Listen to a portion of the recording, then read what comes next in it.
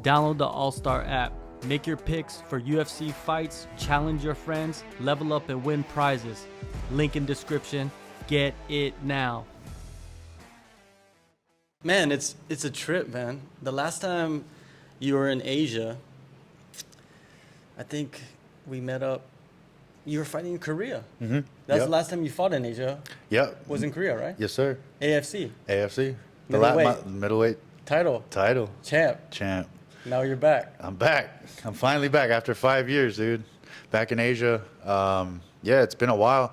Obviously with COVID and then the little UFC run and all the excitement that's been going on in Vegas the past 5 years has kept me away from my neck of the woods. But yeah, we're back in Asia. We're fighting in Singapore, and yeah, there's no reason to not be here if I can be. Yeah, and the Singapore card for Karate Combat was kind of, a surprise for a lot of people because they didn't expect them to be coming to Asia anytime soon.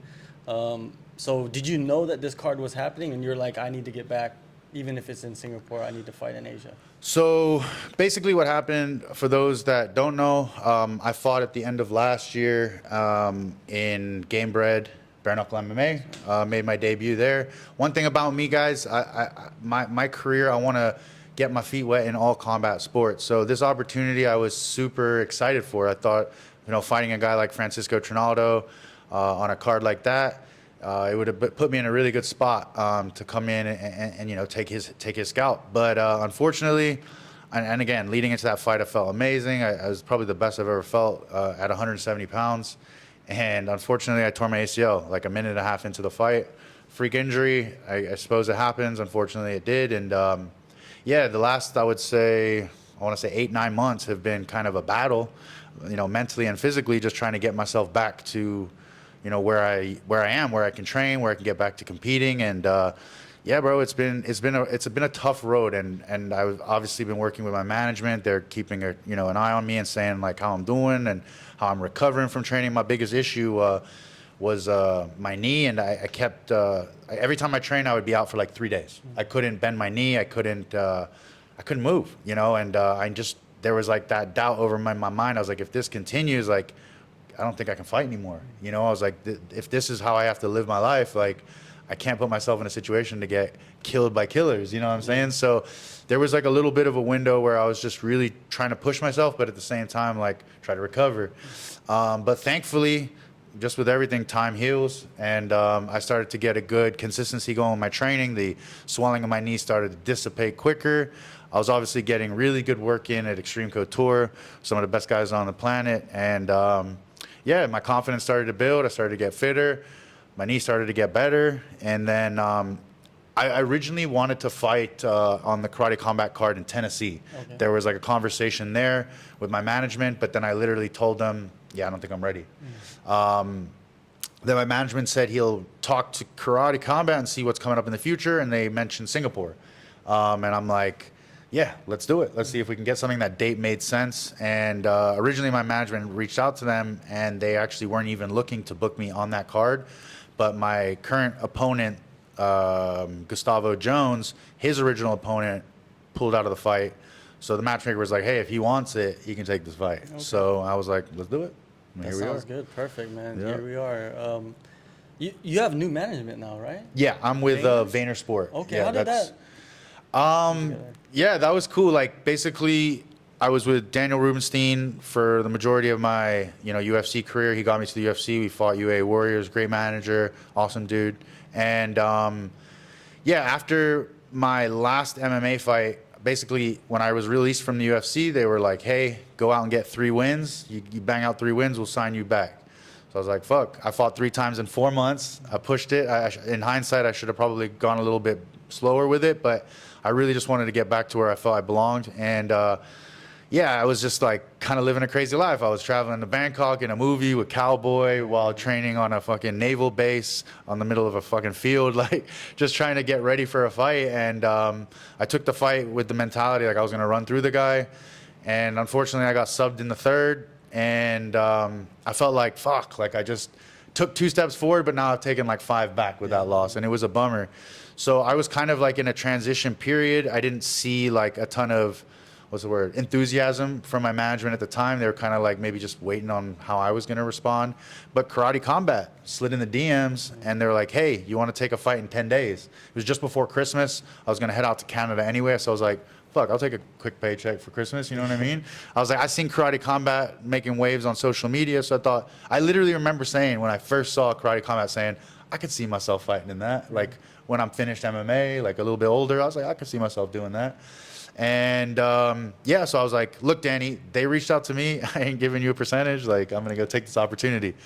So from that, I jumped on that Karate Combat bandwagon, and I feel kind of like my team, Syndicate MMA, my coaches, and my management kind of like let me go. They were just like, I don't know, and I speak nothing but good things about them, but maybe they just thought, okay, Karate Combat's kind of just like whatever, you know, and like they were just focusing more on MMA and UFC, and it's understandable.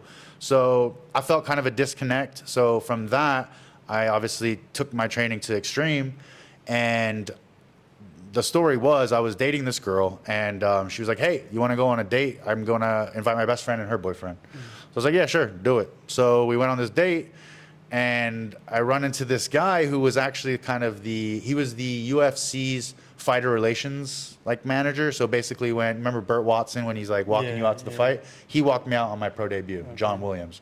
So I was like, oh shit, long time no see, bro. Like, how's life? What's going on? And he's like, oh, I'm currently in the management agent game. I'm with Vayner Sports. So he started like basically telling me about Vayner Sports, and he's like, what's your situation?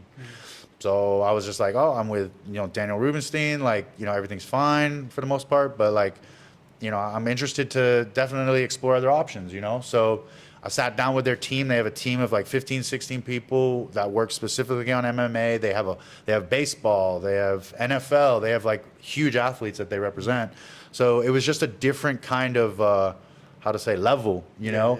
And so I worked with them. I had some conversations with them. I liked what they had to offer. There was nothing there. They're like, look, if we bring you money, you pay a percentage. End of story. We get you a fight, same thing. I was like, look, I don't need nothing else. Like, that's great. So ended up signing with them. And then that Gamebred MMA fight was my first, working relationship with them. And they brought me a lot of money and sponsors. Okay. As a fighter who's fought multiple times all over the world and been everywhere, if there's one thing that fighters need, it's money, especially without us having to go out and physically get it, So it was actually a really nice surprise. And it was cool just to have like people looking out for your best interest, and for them going out and getting that money, it felt even better to, pay off the percentage that was owed. So it's been a good relationship. I brought Daniel Rodriguez. I told him, look, bro, you're working with Iridium, in my opinion, is one of my least favorite management companies. So I was like, they don't take care of you at all. They have a humongous roster. I was like, you want to put yourself in a place where they're going to look after you and get you good opportunities. And he ended up signing with Vayner.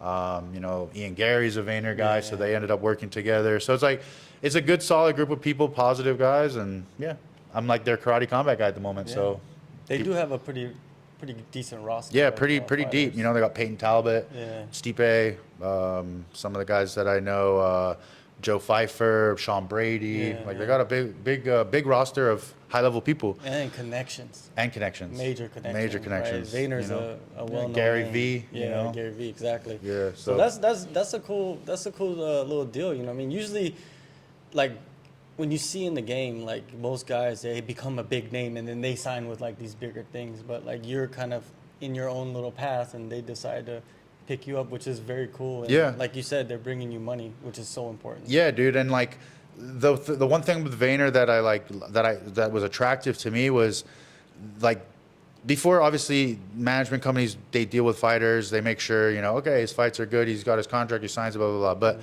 Vayner kind of go out of their way to make sure you're comfortable. Yeah. You know what I mean? Like I'm getting messages from them, hey, if there's any problems, you need anything, let us know. We'll have so-and-so contact these people, so-and-so do this. Like, that's, like, and I don't need that. Like, I'm a fucking fully capable guy. But I do know that a lot of fighters need to have their hands held. So Vayner will always, till the day that I retire, or no matter what the relationship is, like, they're the best that I've ever worked with. And from my experience, I can't say anything bad about them.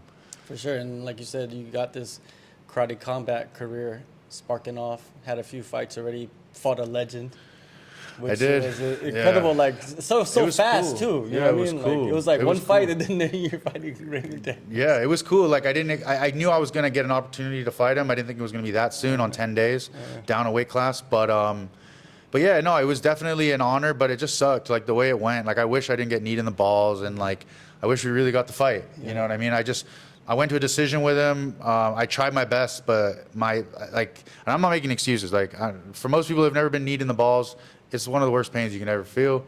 If you go on my social media and check it out, it was a deep knee to the ball sack. You can even say the grundle, but it was a hard one. And I just remember being in there. I needed the 5 minutes. I was dry heaving to the point where I almost threw up. And I just knew like I didn't want this opportunity to go. I didn't want to quit. I didn't want to just say I can't fight. But in hindsight, I should have been like, I can't continue. Let's do a rematch. Yeah. But I went out there and was just trying to execute what I do, and nothing was firing. I was delayed. I felt like I was in a video game and I had bad like connection and I was lagging. I was like, all right, throw this combo, and it was like 3 seconds too late. You know, so I was very delayed, and you know, Raymond's a dangerous guy, but straight after that fight, I told him, please give me a rematch. Like I would love to try to run that back because I know I can do a lot better. And that kind of fell on deaf ears. I haven't seen or heard anything of Raymond Daniels fighting. He had that one fight against the Muay Thai guy that he lost, Eddie Farrell. Yeah. But yeah, I don't know. I don't know if that opportunity will come again. But I just see in my division right now a vacant belt. So in my mind, coming back off of this injury, I want to get a nice little run going. You know, and this man Gustavo Jones is going to be that first fucking, you know, appetizer for me to go on that run that I'm expecting to make. So I'm excited, man. Like there's going to be a couple other 85ers fighting on the card. That Luderbach steroid guy, I want to fight him. There's quite a few interesting names. Brazilian cat who fought in the UFC. He fought homie of mine, Bam Silva or something. I can't remember his name. He got like the ponytail. I don't remember his name. But yeah, there's a lot of good fights that I see happening. Before on the cards for Karate Combat, I felt like their roster was kind of like deflated. Yeah. There wasn't like a big amount of dudes at 85, but now it seems like they're making a push to bring in some like former Glory guys, some like high name, big name people, and there's nothing better. I mean, there is no showcase right now for the striking arts, in my opinion. Like Karate Combat is so viral, people are starting to see it everywhere. Glory's gone kind of hidden. Like you don't really see these events anymore. So it's nice to see and nice to be a part of a company that's starting to kind of surge a bit. And you're bringing in like strikers from all disciplines. It's not like you have to go fight Muay Thai. Yes. You know what I mean? There's certain promotions, like one, they have Muay Thai, but you got to go fight Muay Thai. Yep. You could bring your own style and implement that. It has its like MMA fix to it without obviously the grappling aspect, but there is, you know, you can still get your takedowns, your throws, and your ground and pound for 5 seconds, but that ability to be like, oh, karate fighter versus Muay Thai fighter, you know, Taekwondo, MMA, like there's that hybrid blend of mixed martial arts. You're going to see different footworks, different stances, different styles, and in my opinion, like I'm a huge fight fan. I fucking love that shit, you know? So, yeah, no, like only positive vibes with Karate Combat. Very professional organization. I've been behind the scenes. I've been working them for a few years now, so it's good. It's positive. I've been on the biggest shows. I've been on the smallest shows, and Karate Combat's right there with the top. 185. 185. Like, why is that it's probably going to be the division you retire at, right? Yeah. So like 100%. Why how do you feel at 185, especially under those kind of rules? Oh, really good, because unfortunately for Karate Combat, their welterweight division is a 165. Okay. So I was like, and then when they hit me with the short notice call on 10 days, it's like, hey, 185. I was walking around probably at that time like just under 200, so it was a very easy weight cut for me. And I'm going 3 rounds, 3 minutes. The reason I was going down to 170 in MMA was because I wanted to have, or at least in my brain, at least think I had an advantage strength-wise, or you know, just physically being bigger. But you don't have to wrestle, and that's a big part of MMA. You have to be able to defensively wrestle or offensively wrestle. And in this sport, you can kind of just go. You know what I mean? And I'm a guy. I like to go. And in my debut, you saw it. Like I'm pretty aggressive striker. I like to go out there and try to make a statement. So I think it works well for my style. I'm more of evasive, more of a quicker kind of footwork fighter. So for 185, I don't struggle. I don't have to stress. I don't put any I guess, you know, any negativity in the weight cut. I just feel good. You know, we were talking earlier. I'm 10 pounds off weight right now. I'm like 6 days out, and I'm eating full meals. I'm drinking sugar drinks. Like it's no stress. Like I feel great, and I think that's the most important thing. Like I was feeling good at 170, but I would say the last week, like, it was a bit rough. You know, like there were some times when it was like, fuck, this sucks. You know, but at 85, I don't feel like that. I feel like I'm natural. I come in at 85, make the weight, and then I'm back up to like 200, and that's what I train at. That's what I fucking compete at. So, yeah, I feel good. Was it easy to get like training partners to prepare for these karate combat fights? I mean, to be honest with you, dude, like, I train at Extreme Couture, you know, so like the bodies that are in there are just already at the highest level, and in all different aspects. You got, if I was looking in MMA, I was going to find that guy who can wrestle. I was looking for a striking guy, I'm going to be going to all the strikers, you know, and some of the names that are all just off the top of my head, of course, former champion and future champion Sean Strickland, he's, you know, just always trouble to get that work. He's a tough guy to work with, you know, he's a very awkward style. You're never going to see that style in a karate combat fight, but still, it's something that if you can deal with on a daily basis or, you know, weekly basis, like, it's going to help you moving forward. Brad Tavares, another guy, in my opinion, has great striking, very high level. You know, there's just so many guys in that gym that you can just get better from. And I was at Syndicate before. I had great training partners there. And in Vegas, things go up and down. Sometimes at that time, Syndicate had all the 170s and above that you could possibly find in Vegas, all the highest level. And then fast forward 6 months, all of a sudden, everyone 155 and below is stacked. So there came a time when I was at Syndicate, I was like, man, like, I'm getting a lot of rounds with smaller guys. I had to go a little bit lighter. I could also find rounds where I could take rounds off. Like, I was cutting corners. And then it was actually D-Rod who, like, kind of called both of us out on it. He's like, bro, we need to go get challenged. Like, we need to go to Extreme, and we need to, like, literally fucking have our heads on, because if they're not, you're gonna get fucking hurt. You know, going guys with, like, you know, Sadi and these guys are all so fucking good. Even Ray fucking Cepho, he's like a hero of mine, like someone that I grew up watching. Like, literally box him every week. I ask him like his advice. I ask him his opinion on things, like, and I feel like I'm at school. I feel like I'm like at the University of MMA, you know, like learning all this stuff from guys that have been there, done that, and they have so much to share. So it's like, like, I love what I do because I'm constantly trying to evolve. I'm trying to learn. I'm trying to get points of views that I've never seen or experienced. And going from gym to gym and trying to close fighters away from being able to train amongst other fighters and other fucking coaches, I think is an absolute fallacy. Like, I think coaches that have that mentality, like, oh, I can teach this guy everything that he needs to know, those people are terrible coaches. Because especially in this sport, you can learn from everyone. Like, even if that person's a fucking white belt, sometimes you can learn from people. So, like, my experience with Syndicate, they were a very close group, but they wouldn't allow you to cross-train. They wouldn't allow you to, you know, broaden your horizons. You know, don't get me wrong, they can teach you a lot, but there's only so much someone can teach you, and before that, you just fucking stagnate. And I felt I really grew a lot in this past, you know, 6 months at Extreme. Really settled in at 185.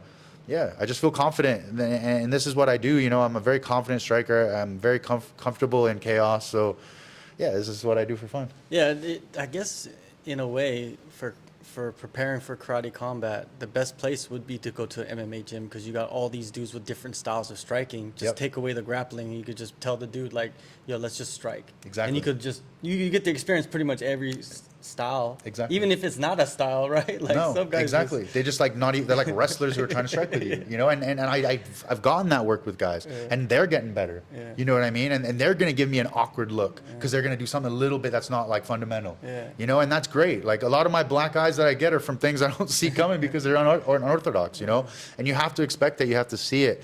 But the cool thing is, at Extreme, like you said, I'm getting in rounds with MMA guys. And in my opinion, I'm sure you'll agree, MMA fighters are the toughest athletes on this planet. Oh, for sure. We're getting 5 minutes of work. I'm about to fight a 3-minute round fight, you know? So I'm conditioned for 5 rounds with killers. So I feel very confident in my gas tank. I feel very confident in my chin that I can really put on a high volume, high danger level in 9 minutes, you know? Whereas, like, we're doing 6 rounds, you know, 30 minutes of fucking work with, like, top 10 guys in the UFC, you know, world champions. So it's like, you're getting better. You have no choice. Now you're going to Singapore, the home of one championship. The president of Karate Combat has gone he's gone off the wall, right? He's gone on full attack mode. I don't even know. Well, I guess it triggered it because of him, like, talking to fighters and things like that. Do you want to know? I can tell you what triggered it. Okay. Yeah. So originally on the Karate Combat Dubai card, Y2K that's right. was supposed to fight. Y2K is not even contracted to one championship, so he's completely eligible. But when Chatri came to find out that Y2K was signed to fight in Karate Combat, he contacted Fairtex Gym and said, if Y2K fights in Karate Combat, no fighters from your gym will be fighting for one. So that was the reason why Y2K didn't make his Karate Combat debut, which is absolutely ridiculous. Because he was on the posters and everything. Everything. Yeah. He was like, because it was Muay Thai versus karate, Yeah. and he was like supposed to be captain of Muay Thai. Yeah. Like him, Eddie Farrell, like there's a few guys versus karate. So it came as a shock, and obviously Asim, the president, he's like obviously behind the scenes and sees what's going on. He's like, this is a bunch of bullshit, you know? And I know Asim personally. I've known him before, you know, before the Goat Shed, before he became president of Karate Combat. He was a fighter. He was a professional fighter, a good one at that too. And yeah, I just I don't blame him. Like, and I love that he's getting behind the fighters. He's supporting the fighters. He wants the best for not only his fighters in his gym, but for everyone. It seems like. And I've had my run-ins with one. I've had tons of experience with other fighters in one, and more often than not, it's a very negative one. They treat their fighters pretty badly. They lock them in contracts. They don't put them in to fight. They put them on the shelf when they're in their best years. They have a favoritism to certain fighters, and then those certain fighters will get on their hands and knees and say, thank you, Chatri, I love you, only because they're getting paid. And until that stops and they get shelved, otherwise they don't speak up. And you know the Thai Asian culture, they're not confrontational, so no one's going to speak up for them. So someone like Asim coming in like he is, he's a very loud, brash guy. He'll let his feelings be heard, and he's doing it, and I'm enjoying it. Do you think he's going to have a couple of VIP tickets for Chatri? I'm sure the invite's gone in. I mean, who knows what Chatri's up to, you know? Like he might be dressing undercover to come in and watch. I'm just wondering if he will respond to this. Like I would like to imagine like maybe he does an interview and they bringing this up. Yeah. You know, But it hasn't happened. He hasn't. No, he hasn't. I mean, this kind of has happened in the last 2 weeks, I would say. Yeah. So last 10 days. So maybe, you know, I believe Ariel Helwani has asked him some questions in the past, and he just like fucking dances around it and doesn't actually answer the question. So yeah, we'll wait and see. We'll wait and see what happens. Well, you're going to their hometown, so It's actually the first time I've ever fought in Singapore, so it'll be cool. Yeah. You know, Marina Bay Sands, nice little spot. Asim will be there, right? Asim will be there. Yeah, of course, exactly. of So course. if he's there, then maybe you open the doors and have them come view it, and maybe work together. I don't know, man, but he said some things that are just pretty. Well, I mean, yeah. I mean the amount of fighters like that because they posted what they associated like what has happened in the past with one. Yeah. You know, like Sage Northcutt, Mikey Mushimi. Like there's a few Nisa. Like there's a few fighters that you're like, where are they? Yeah. Why aren't they fighting? Yeah. You know, like so it's a bizarre one, and you always hear like rumblings of just how things are done, the hydration stuff, the weight cut stuff. I even heard some stuff about testing as well. It just seems all dodgy in my opinion, and one has always had that light on it, like faking numbers saying like 32 billion people watch the show, like just stuff that doesn't make sense and is kind of laughable. And yeah, you need like we live in a time now where if nobody gets called out on their bullshit, nobody knows. Yeah. You know, and I think people need to be held accountable in the world. Like today, the way things are, like people aren't held accountable for the way that they act, the way they behave, and the things they say. So hopefully Asim can, make something happen. Yeah, make it happen. Karate Combat, Singapore. Sasha, you're back in action, which is good to see. You know what I mean? Especially what you said earlier about, like, you had some thoughts of, like, maybe I'm not going to be fighting anymore. But I know that you have other things going on, so it's not like it's the end of your life. You know, some guys is different. No, for sure. And that was the beauty of me getting into this sport. Like I did it reversed. I made sure, because I knew I wanted to become a professional fighter, but I also knew how hard it is, and I knew like how much of a struggle it is, especially in the beginning of your career. So my emphasis was make money before and put that money away so that I could literally do what I want to do. Like I didn't want to be in a situation where like I couldn't train or I couldn't fight because I needed to make money to live. So like I was fortunate. I was able to come straight out of school. I was working. And I mean, our first connection was basically, I think we did an interview. I was in Phuket. You were in Korea at the time, leading up to a fight. Maybe. It may have been my first or second fight in Korea with AFC. But it was just one of those things where I put myself in the situation. I knew exactly the road I wanted to go down to get where I needed to go. And in order to do that, you got to have some money in the bank, you know? So I took some jobs, coaching, teaching. I have my own business. I went to school for computer science, so I have a whole online setup that I can work anywhere with an internet connection. So I just knew, like, living the fighter life, you know, Max Lieli will also promote, is like, we're like gypsies. Like, we don't know where we're going to go. We don't know where we're going to fight. So as long as you have a fucking little nest egg that you can rely on, especially in a place like Thailand, it's going to last you longer, and you're going to get that high level training that you need. That's all you need. Like, in my opinion, a lot of fighters are like, yeah, I want to be a fighter, but it's like, how are you going to survive making $500? You know what I mean? $1,000 even. Like, it's hard. So my whole mindset was reversed. I was like, oh yeah, go into fighting and then hopefully I'll make lots of money. I was like, nah, it ain't gonna work for me. I'm a bit bougie, bro. I like to live good. So I was like, I need to have money. I need to be comfortable. I need to make sure I can pay for my food, my training, my physio, whatever the fuck needed. So that was like a big emphasis for me as a young fighter coming up. And I'm glad that I had that foresight, because I've seen it myself with other fighters. I see how tough it is. And bro, I went from making my debut in UFC, I made almost 90 grand. And then 2 fights later, I'm on 1,500. You know what I'm saying? Like, it could kill you, bro. It could literally mentally defeat people just on that alone. You're like, oh shit, I'm making fucking over 100 grand a fight, and then all of a sudden you get offered a contract for 1,500. You're like, like, what the fuck? You know, so these are the things that fighters deal with on a daily basis, and people that don't realize that, you got to understand, like, this is not a sport that we're getting paid what we deserve. You see a bunch of pussies running around playing soccer, kicking a ball, they fall on the ground crying, and they're getting paid hundreds of thousands of dollars a week. It doesn't make sense. Hopefully that can change, but I know this sounds weird, but most people are like, oh, you're a professional fighter, it's your life, it's everything. To me, I know it sounds wrong, but fighting is a hobby to me. I love fighting. It's something I love to do. If I didn't have to do what I do to make money, I would do it for fun. Like, I genuinely think it's fun. I love the challenge. I love training. I love getting ready for a fight, get in shape. I love this process.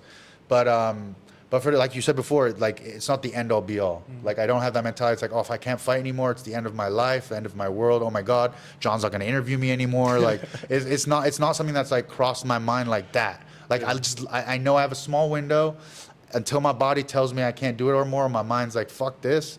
I love it. You know what I mean? And I don't want to be a Tony Ferguson. I don't want to be one of those guys that's just getting knocked out every fucking fight. Like, as long as I can perform and put on good fights and people are excited by what I do, I'm all for it. Yeah. And those Gucci tracksuits ain't cheap. Bro, when you're winning titles, dog. It's been a while since I've been rocking the Gucci, but yeah, no, good times, bro. Those are good times.